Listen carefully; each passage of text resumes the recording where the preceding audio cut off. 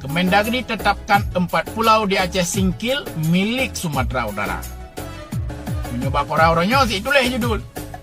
4 pulau Aceh direbut Sumatera Utara. Sikalamji, nah berita yang tidak kalah heboh. TNI AD akan tambah 4 batalion di Aceh. Hambahan rekan berdua. Nyampu maknaji. Maknaji dicok put bawah pulau, dijok put bawah batalion Aceh. Tukar nama take and give punya bahasa Inggris. Punala baca purgo.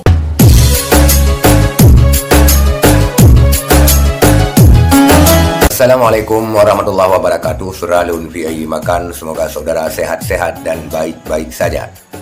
Berita heboh hari ini, di mana koran harian Serambi Indonesia mengeluarkan sebuah berita yang ditulis dengan judul 4 Pulau Aceh dirampas oleh Sumatera Utara. Terkait dengan hal ini, saya Merizal, Presiden Rakyat Jelata, ikut merespon terkait pemberitaan tersebut. Saya Merizal mengatakan, take and give, di mana Aceh sekarang ini dicabut 4 pulaunya dan akan ditambah 4 batalion ke Aceh. Hijau put bawah pulau, hijau put bawah batalion. Terkait dengan akan ditambahnya batalion TNI di Aceh, Gubernur Aceh belum memberi respon secara terbuka untuk menolak daripada penambahan batalion tersebut. Tetapi untuk masalah pulau ini, masih kita tunggu apakah pemerintah Aceh mengagam ataupun megok. Terkait dua hal ini, kita tunggu terobosan daripada pemerintah Aceh. Kita lihat video daripada Presiden Rakyat Jelata ini. Nyamban berita lam dua uronyo, hai rekan berdua. Kemendagri tetapkan 4 pulau di Aceh Singkil milik Sumatera Utara. Menyebab orang-orangnya sih itulah judul. 4 pulau Aceh direbut Sumatera Utara. Sikalamji, nah berita yang tidak kalah heboh. TNI AD akan tambah 4 batalion di Aceh. Hambahan rekan berdua. Nyampu maknaji.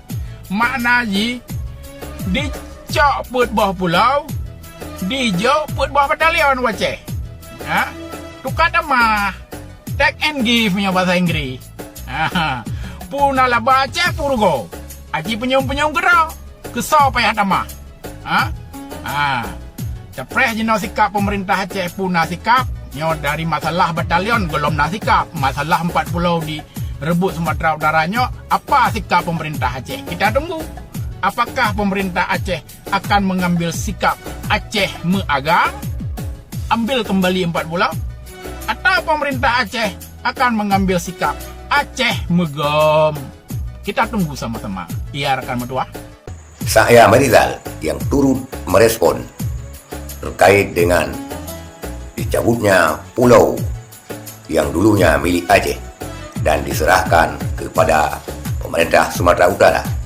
Yang anehnya, kisruh pulau ini memang sudah lama terjadi, tapi Mendagri mengeluarkan surat pengesahan 4 pulau tersebut untuk Sumatera Utara justru ketika Muallim 100 hari menjabat.